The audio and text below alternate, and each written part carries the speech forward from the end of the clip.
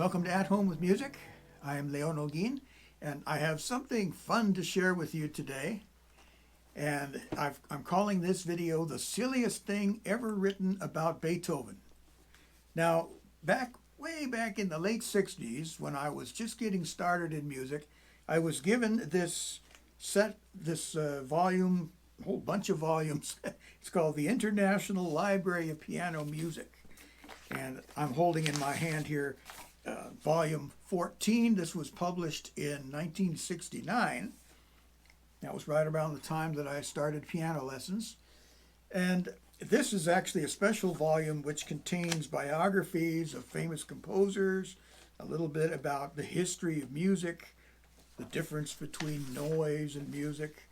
And I just happened to turn to the entry on Beethoven.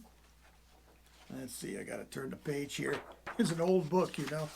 So there he is. I don't know if you can see that very well, but if there's that picture of Ludwig van Beethoven, gives the dates of his life and so on.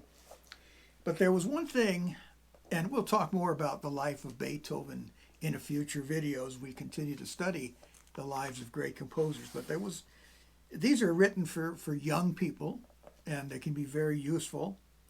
But there was one thing that was written in here that I thought was kind of silly. And as most of you know, the tragedy of Beethoven's life was that when he was in his late 20s, he began to lose his hearing. Now, you know, when we were kids, we used to do this thing where we'd say, well, would you rather go blind or would you rather go deaf? And at first you might think, well, I'd rather go deaf because then I can still get around, I can still see. But the more I got into music, the more I realized, oh, it would be such a tragedy to not be able to hear music. And this, of course, was the tragedy that Beethoven faced when he was in his late 20s. And then after that, his hearing grew progressively worse until he couldn't really hear at all.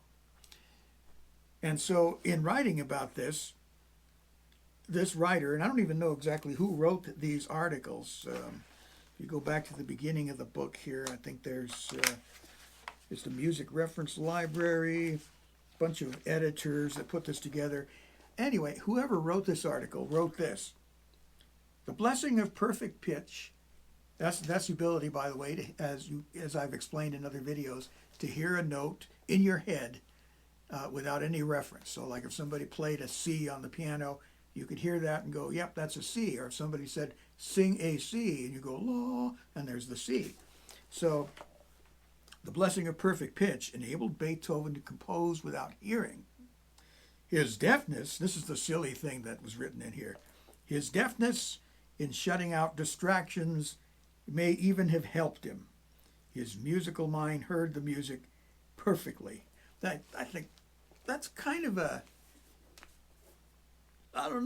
making light of Beethoven's deafness by saying it might have helped him. I'm sure if you were to ask Beethoven, hey, has being deaf helped you as a composer? He would probably say no. Or since he was German, he would say nein, I guess. But no, of course not. But it is interesting to think about the fact that he did write a lot of amazing music without really being able to hear it. Now, some scholars have determined that Beethoven actually figured out a way to at least hear some of what he was doing. And so he would take this metal rod and bite down on it, and the metal rod was connected to his piano. I'm putting up a meme that talks about this. And so the vibrations would come through, and he was able to hear after a fashion as to what he was doing. Of course, it's pretty unwieldy, and I think Beethoven would have much rather been able to actually hear what he was doing normally like a regular person.